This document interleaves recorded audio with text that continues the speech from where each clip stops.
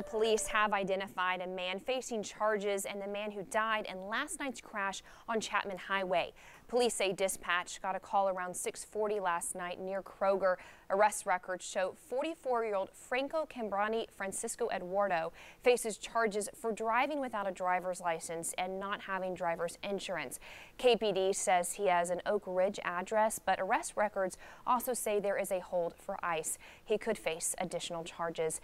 KPD says an investigation found that a pickup truck was going north when it crossed into the southbound lanes of traffic, hit a Honda Civic, and started a chain reaction crash. Police say the driver of the Civic died and have identified him as 22-year-old Pierce Kennedy Corcoran. He was pronounced dead at the UT Medical Center, and the hospital treated his passenger for non-life-threatening injuries. No one else was injured in that crash.